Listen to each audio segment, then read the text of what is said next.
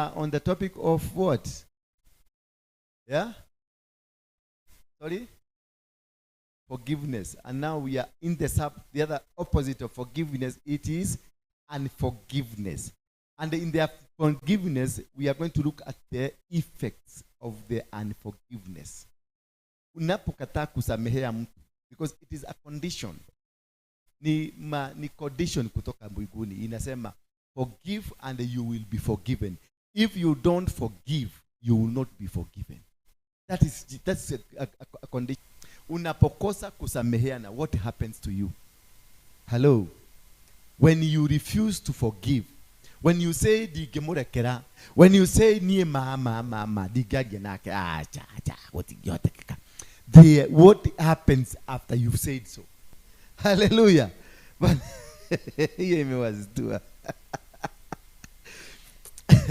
one of the effects of unforgiveness is what we call closed doors, or rather closed heaven.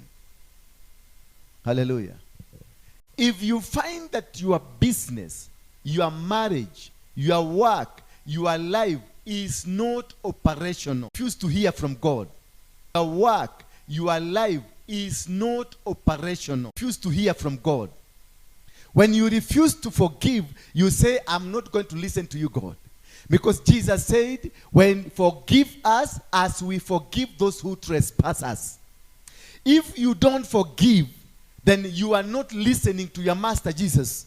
When you don't forgive, it is that you don't want to be forgiven by God. Because it is, you say that forgive us as we forgive those who trespass us.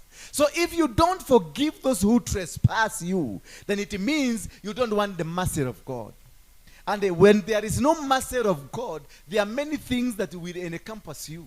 There are people here that they have 10 years, they have 5 years, they have 2 years, or they have people around you, but you don't speak to them. You don't even want to listen to them. You can't even want to be associated with them because you hate them.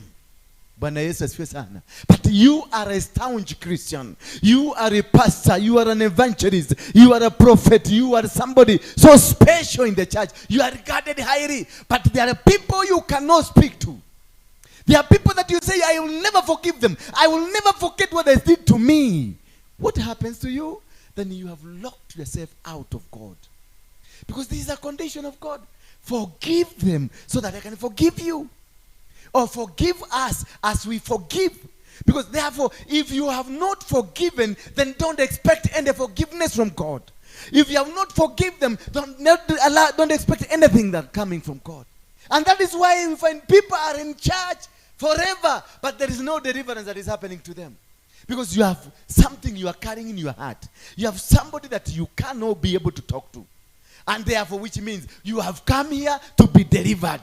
Umekuja kuomba deliverance. Umekuja kubadilishwa maisha. Umekuja kusema, pasa nena neno moja. Neno hata nikisema moja. Na hakuna communication yako na Mungu. Itaenda wapi? Kwa sababu nimenena, nimesema barikiwa, yes ni moja tu. Si barikiwa ni moja. Lakini kule kunigine nasema namna gani? Usamehe wale wengine kama na wewe utasamehewa. Bwana Yesu asifiwe sana. Na hakuna mahali Mungu anaweza kubariki wewe kama kuna msamaha bado haijaachiliwa. Hakuna. He will never. That's why I say, bless us. Bless us. For you to be blessed, you must be a fertile ground for the blessings of God.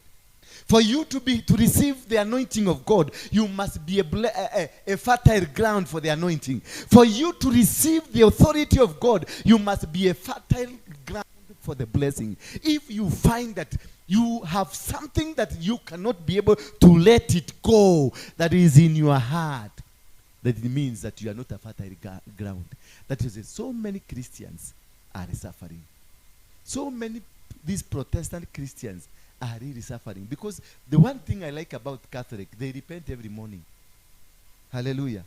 They repent, and that's why ametengenezwa kadirisha. For you, you may think it's foolish. Lakini hiyo kadirisha, it plays a lot of role. Because you go confess. Being able to confess, it is a ground for you to receive the blessings of God. The thing that you release from your mouth, it is the one that creates the ground for you for the blessing. Ile ukitoa. Maana unapotoa unatengeneza mwili wake. Let me tell you one thing. Wakati unasikia tumbo imefura, umekula chakula tumbo imefura. Hello. Tumbo imefanya nini? Imefura kabisa na huko nyuma haitoki, imekatalia kwa tumbo. What do? You put your fingers in the mouth, utapike. Na ukitapika unasikia tumbo imerudi normal. Bwana Yesu asifiwe sana. So the healing of your stomach, you must remove that which is in the stomach that is not wanted. Hallelujah. So when you are confessing, you are removing that which is in the spirit, which is not wanted. Otherwise, it occurs in the spirit, and it will cause your spirit to stagnate. It will cause your spirit to have an open door for the devil to have a strike. Bwana Yesu asifiwe sana. So when it is in you, unakataa kutoa, it means you have stored unnecessary material in your body, in your spirit. And when you have unnecessary materials in your spirit, it brings stagnation. And that is now you have invited the devil to have a room to attack. When you are, for example, when we are prayer warriors, when you come to church to pray, we are all prayer warriors. You are here because you came, because you are a prayer warrior. You want to pray. There are many people moving around there, they are not praying. So what the devil is looking at, all of us, we are good.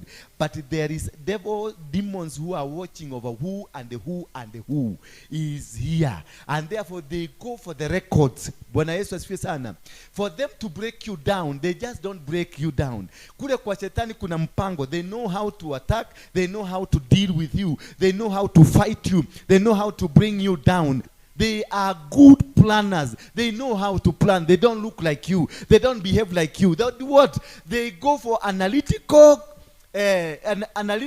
planning to have the analysis of every one person, not from today, but from the generational 500 years backward, which is the legal ground that is operating in you. That is what they look at. What kind of legal ground that is operating you. So what they will do, they will come and analyze you. Yes, mumeingia kwa maombi. They know you are strong in prayers. They know you are a good intercessor. They know you, when you start praying, you make things work. The question is, how can we break this chain? This is a chain of prayer warriors. They are together. They are one. How can we break them? Now they go for their analysis. They look at each one of you. They analyze. Now when you be going for prayers, they have a list of you. They have everything for you. Umepanga unaenda heaven is good. They have everything. And they know now they will be sending people to come and interrogate you. You are a person who refuses to forgive. Those people that does not forgive, they are bitter. Hello? Anyone that has a mentality of unforgiveness, inside them there is bitterness. Inside them there is anger. Inside them there is hate. Inside them there is disregard. They hate, they disregard. They are full of themselves. That is why they have a store of what? Unforgiveness. Unforgiveness is a compound. But inside the compound, there are several stores where you keep anger, where you keep hate, where you keep rejection, where you keep all manner of things. And these are manner of things. When you are going now to seek God, they will go to that compound and they find out what is in the compound. Then they will come and discover many things. Those things that they are going to discover, those are the things that they are going to use to break you. So when you have the spirit of unforgiveness, the unforgiveness will open the floodgates. Will open the gates, the compound, where many other things that belongs to you, your historical injustices, your plans, your family failures, and where the family breaks up, that is where they come in.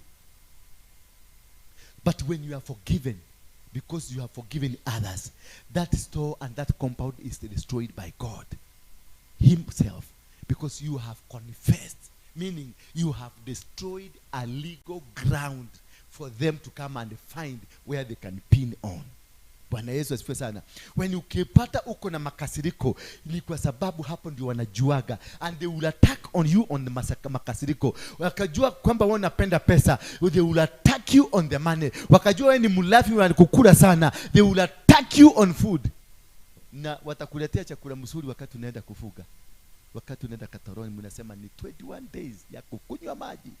Sasa hiyo ndio unakutana na anko mwenye aliendaga miaka mingi, anakaaga Amerika, amefika, anakwambia wago iwito. Yaiwa wokuana. Toshamanie Serena, na duli waki ya Serena. Lafu ukifika kule Serena unakuta mesa imeandaliwa vizuri. Hapo ndio unasemaga, acha nikule leo nitaanza kufuga kesho. When umekula leo, what was the agreement? Munaenda maombi lini? Leo. So you had a covenant that munaenda maombi ya leo. So this covenant, when we agree, me and you, we have made a covenant. And we have told God, today that is the day we are going. So kule biguni nako kumeandikwa kitabu. So and so wanaenda kwa maombi. Na kunatumwa malaika wa kuenda kuwasimamia. So malaika already amekuwa dispatched. Naye Anne, instead of joining the team, ameenda kwa anko. So you must be able to understand how to deal with the demons, how to deal with the devil himself. Because everything that you've done or everything that you do operates in a covenant. Either a covenant with the devil or a covenant with what? With the God. And a covenant, both covenants, is with God and man, or devil and man. So what they look when you are hateful, and you have rejection, and you have unforgiveness in you, the ground for them to operate around you becomes bigger. That is the only thing they look at you. Are you able to forgive?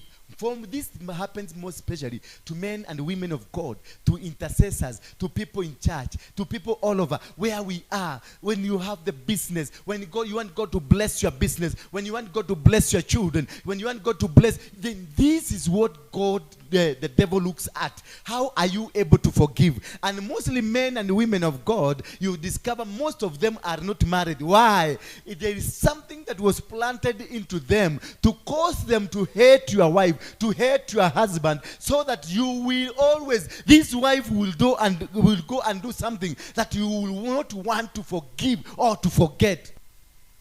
You become a pastor, an influential pastor, a pastor who speaks. Unakuja kwa message hii ya unforgiveness. Unahubiria watu, unaona watu wanaanza kulia tu, machozi inadodoka kudodoka. Wakati sasa naambia inueni mikono yenu tuombe. Shetani anakuja hapa nyuma na nikumbusha. Kumbuka bibi yako mwenye alikukosea. Utamsamehe. Anakuambia bodo tojeria na kagero kweli. Na hali ho. Shetani anakuzungumzia. Na wewe utahubiria watu, watasameheana na watavukuka, lakini wewe mhubiri utabaki kama umefungwa. Hallelujah. Because he reminds you something that you vowed never. And that is why prayers are not succeeding. Bwana Yesu asifiwe sana. That is why your corporate prayers are not succeeding. That is why your family prayers are not succeeding. That is why many things in your family are not succeeding. Why? Because there is something that is attached to your family. And that is what the demons went and they sought to find. What is the legal ground? When they find the legal ground, that is what they will be operating from. Kama your family does this, that is what they will be operating from. They speak on that legal ground. It doesn't matter how old it is. It might be 500 years ago. That is what that thing happened. So they will thrive with it. They will walk with it until they crush you. Kitabu ya Hosea inasema, like grapes in the wilderness, I found Israel like the first fruit of the fig tree in its first season. I saw your fathers, but they came to bow poor, and they consecrated themselves to the things of shame, and they became detestable like the things they loved. Ephraim's glory shall fly away like a bird. When you are harboring the unforgiveness, the glory of God flies away. Bwana Yesu sana. There is nothing of you that will succeed. It will fly away like a bird. Women will no longer have children. Hallelujah. Those are the consequences. That even the women will not have nini. They will not have children. Why? Because you are meant to become barren. When you have unforgiveness in you, you become barren. You cannot produce. Your work will not work. Kama ni biashara umeweka haitazaa. Kama ni familia uko nayo haitafaulu. Kama ni kazi unafanya it will not work. You will be stagnated. Why? Because there is a legal ground. There is a ground that stops you from becoming. There is a ground that stops you from going. You have that man that you loved most, akakuacha. Your ex abado ako ilinkling in your mind. Alikuacha akaoa mwanamke mwingine. So this man has not forgiven you, or you, the woman, has not forgiven this man. Kuna mtoto wako alikufanyia mambo mabaya. There is that lady, girlfriend, alikufanyia mambo mabaya. There is ule pasa ulitoka kwake, mwenye ulikasirika na ukasema huko sitarudi tena. You are carrying something that is stopping you from becoming. Most of you have been injured by pastors. Most of you are from other churches because they hated those pastors because whatever they did to them, and they are here waiting to receive the miracle. Until you confess, until you put that murigo genie, there is nothing that is going to happen. Others have come from families that have tormented them, that have abused them, families that have caused pain in them, and you hate them passionately. Lakini ukimwona akikuja mama yako, unamsalimia tu, lakini inside you, you are seeing a snake. Inside you, you are seeing something that is not good. And now in church, when you say, twende biguni, you all clap going home. But there is something in your heart that is hindering you from your heavens opening. The heavens cannot open if God has not forgiven you. If you have not forgiven others, it means God has not forgiven you, meaning the heavens will not open. You will go this world, utaita mpaka mabenihi na kila kitu, and nothing will work. Because you have not opened the door. The key to heaven is not yet open. So if the door to heaven is not yet open, it means there is no access. Hallelujah. So that man, when alikurepe those days that he raped you, you need to come and forgive him. That man that conned you, you need to come and forgive them. Those men that came and caused a lot of pain in your heart, that caused pain in your marriage, that caused pain in your business, that caused pain in your life, you must call them today and tell them, I want to forgive you. No matter whether they are going to forgive you, don't mind whether they are going to agree with you or not. Just pick a phone and tell them, I want to forgive you, so that you can open the door for your forgiveness. For your life to prosper, the heavens must be involved. Because the heavens above is seeing everything. For you to prosper, the heavens must be involved. And the heavens cannot be involved if you are still holding a grudge to somebody. The heavens will not be involved if you are still compounded into the hatred of what your stepmother did to you. If you are still compounded in what happened to your children. If you are still compounded into what happened to that one man that you had. If you are still compounded by what happened to your father, what happened to your mother, what happened to that man that conned you. If you are still not able to talk to them, if you are still not able to go around them, then you are still a slave. You are still not negotiating with the heaven. If heaven is not negotiating with you, then anything of heaven is not for you. Nothing. If you have any grudge with anybody, heaven is not for you. If you have somebody you hate, heaven is not for you. If you have heaven as somebody that you can't look at with your two naked eyes, then heaven is not for you. So anything in heaven cannot. If a man is even going to prosper, he cannot do it outside the heaven. You can never do prosperity. Prosperity cannot come to you outside the heavens. It cannot come. You never. From where? Everything that we have belongs to heavens. Everything, the marriage you have, it belongs to heaven. The business belongs to heaven. The church like this one belongs to heaven. So you must be able to engage heavens. And the heavens can only be engaged if you are right with the heavens. So that is why pastors have laid hands on you. That is why bishops have laid hands on you. That is why prophets have prophesied over your life. But there is nothing has happened. Your business is still going down because there is hate. Engage the heavens and the heavens will engage you. You can never succeed without engaging the heavens. A destiny remains stagnated until a connection is made between the earth and the heavens. Until you make a negotiation between the earth and the heavens, destiny will always be stagnated. That is why we are all stagnated. That is why we are not able to move, because we have refused. We have failed to understand there must be a negotiation between the earth and the heavens. We have to negotiate, and to negotiate it is there to ask the heavens, tell me, what is this that you want? Heaven is a marketplace where you must go and seek a negotiation, seek on a court of heavens, and seek to ask, what is this that hinders me from becoming? What is this that hinders me from a blessing? What is this that hinders me from succeeding? What is it that hinders me from going where I am supposed to go? The heaven will open up, and the heaven will tell you, you hate Kenyanjuim, you hate Joki, you hate so and so. This man, yes, he did this to you. You hate him passionately, but you come to my church, you come to face my man, you hate so and so, you don't like this, you don't like so and so, and yet you are here in church. The heavens will tell you, go back, repent, go seek forgiveness, and I will forgive you.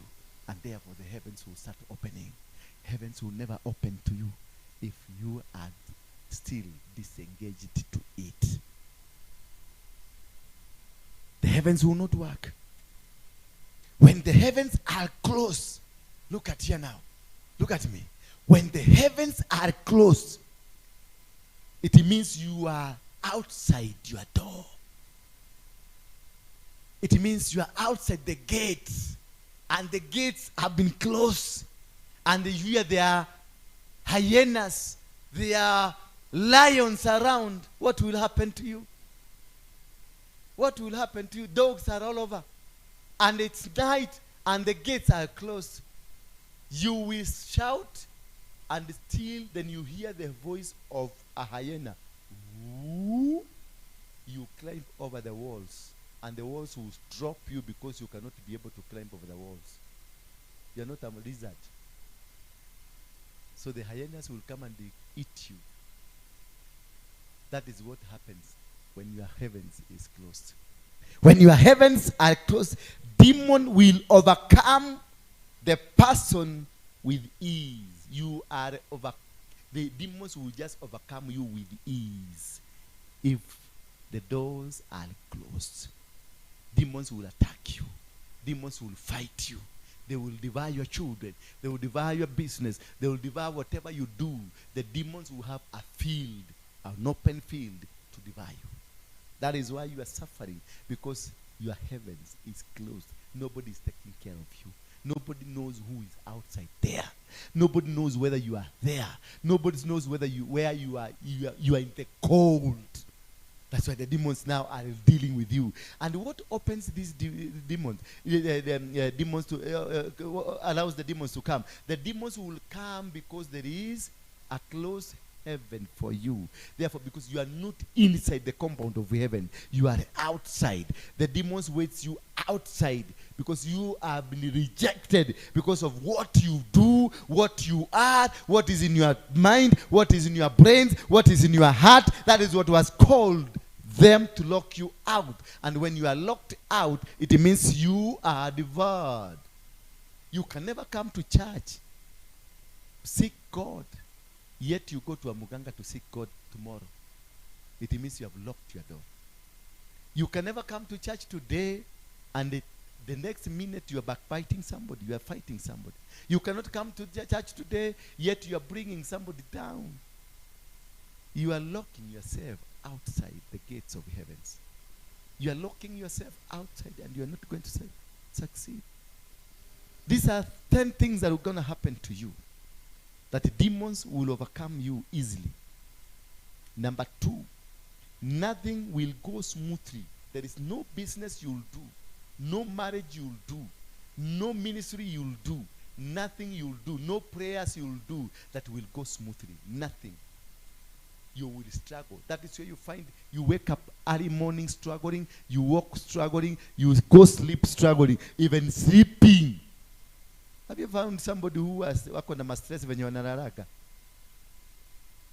Bwana Yesu asifiwe sana. Wale watu kuna stress, unajua venye wanalalaga. Ukilala na yana aweka mguu mwingine pale na mwingine huko, alafu mdomo anafungua.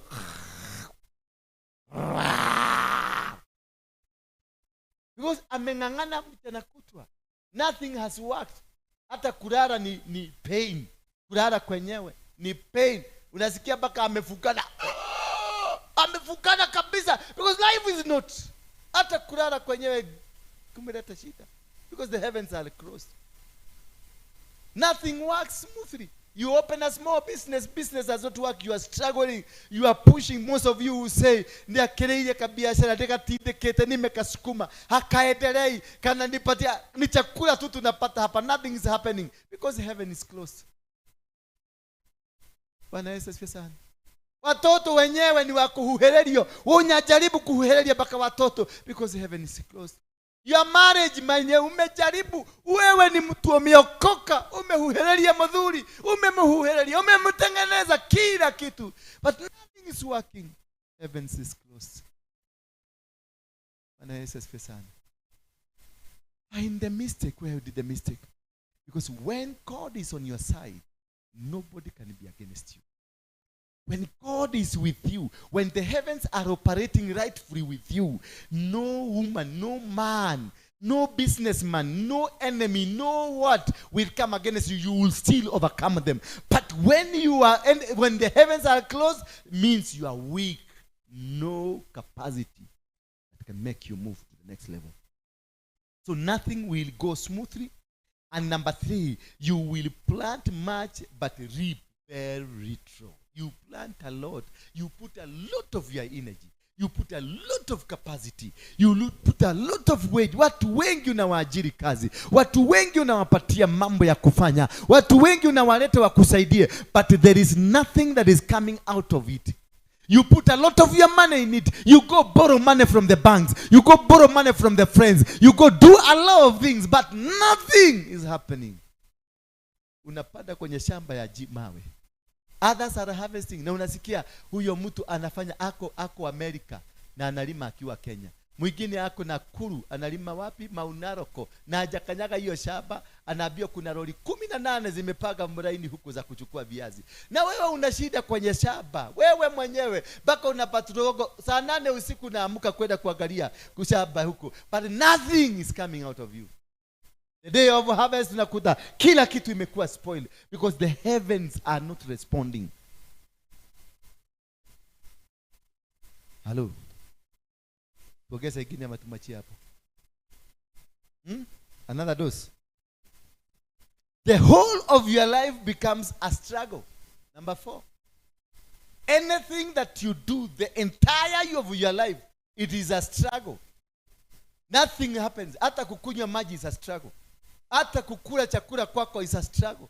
People know you are rich. People know you are super. People when they see they come borrowing you. Wanakuambia nisaidie 10,000 na kwako mpaka asubuhi haujakunywa tasirugi hujakunywa. It is a struggle. Watoto wako ni struggle, hata kusomesa ni struggle. Biashara whatever you open it is a struggle no matter. Hata ukipatiwa na brother yako mamilioni 1 million babu fugue kazi, bado you will find you end up struggling. Because the heavens are closed. You are working against a door that is closed. Bwana Yesu asifiwe sana. You are living in a world that is closed. You are not accepted. So any material from heaven are not allowed to come to you to make your life easier. And number 6, you get into profitless hard work. You get into profitless. The work you do, you do a lot of work without a profit. There is no profit. Watu wanakuona, you are so busy. You are a busy body. We call them busy body. You are running up and down. You are you are here, you are there. You are here, you are there. You are so busy. Ukifika nyumbani unalalaga kama kigunia. There is nothing to for. There is no profit. Watoto umezaa, umelea, umesomesha, watu wamerudi kukuwa watu wachangana, busara na miratina. Na ni wako na mafikiri. Wasichana wako wote wamezalia kwako kwa compound. Kuna hata mwingine anaweza kusaidia mwingine. Uko na vitoto ulilea ukiwa msichana na unalea ukiwa mzee. because the heavens. Ukiona kwako nyumbani huko na vijukuu, atenekole na vijukuu, your heaven is closed. Bwana Yesu asifiwe. That's a bit difficult. It's bad news for you. Ukiona kwako kuna vijukuu, at where you are taking care of them, you are the one running errands for them, your heavens is closed. Go and seek.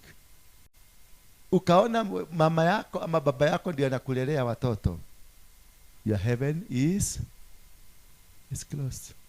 Ndio utafute mlango ilifungiwa wapi. Maana ni ile mlango ya flat. Ile hata uwezi kujua, ni ile ina kudetect. Unajua kuna ile milango tunaendaga tu ina kudetect, inafunguka. Hiyo ndio milango ya heaven. It's supposed to detect you are coming. And you know they have information on the other side. A righteous man is coming.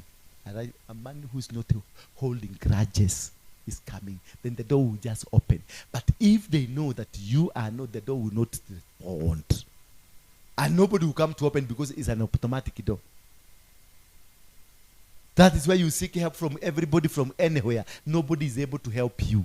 Nobody is able to stand with you. Nobody is able to come to you, to your aid. Nobody cares about what you are. Problems remain the same even after deliverance. This problem, even if I prayed, hata tukiomba hapa, if your door is closed, it's closed. Doesn't matter.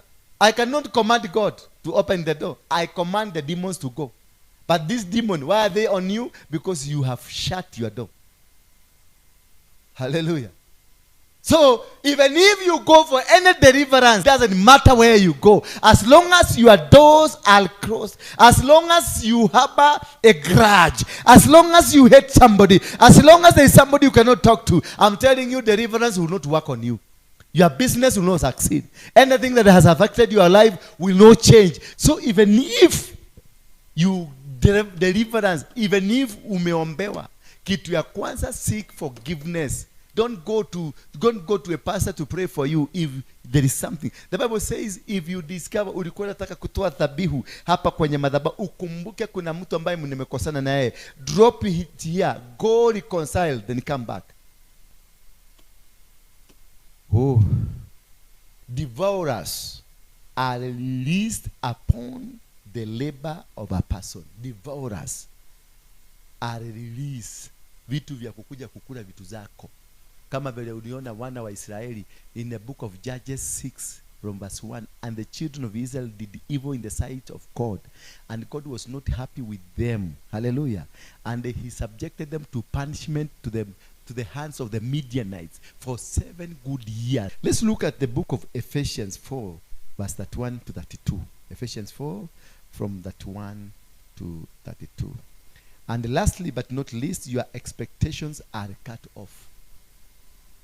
Those are the impacts of unforgiveness. Your every expectation, whatever you are expecting to do, wherever you expected to be, you are cut. And the things you had planning very well, and you had seen, sasa nimeanza maisha yangu imeanza mteremuko, all of a sudden a spirit comes and you feel, why hii kitu nimewachana nayo, and you go. Ephesians, get rid of all hard feelings. Get rid of them. If you don't get rid of them, and what are these hard feelings? It is anger, rage. Stop all fighting and lying. Put away every form of hatred. Every form. So hatred are different forms. Hallelujah. Hatred are of different forms.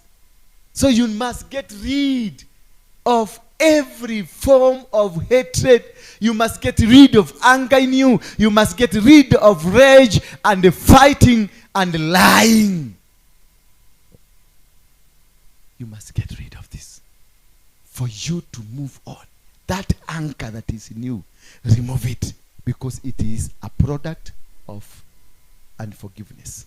It is lying is a product of unforgiveness. Rage is a product of unforgiveness. Hatred is a product of unforgiveness. You must find a way to be forgiven for you having forgiven. Bwana asifiwe sana. Are we blessed? Are we there? Then we do Matthew chapter number 6, 4:15. Last one. Matthew chapter number 6, 4-15.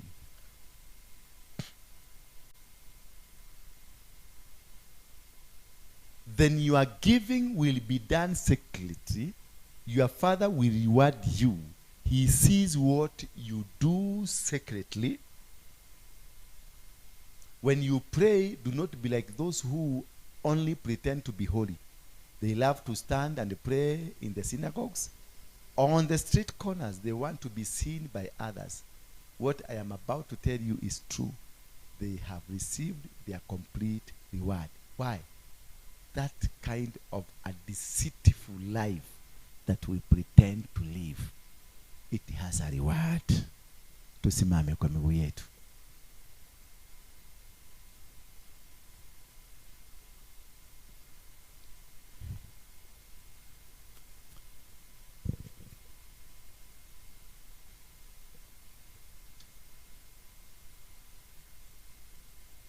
I want you to open your lips. This one will be guided by you. You know those people you are carrying the grudges. You know those people that you hate. You know that person you cannot talk to. Hello. You know that uncle that you don't want to see. You know that auntie that you don't want to see. You know that business associate that did whatever did to you. Open up your lips now. Do a confession to God.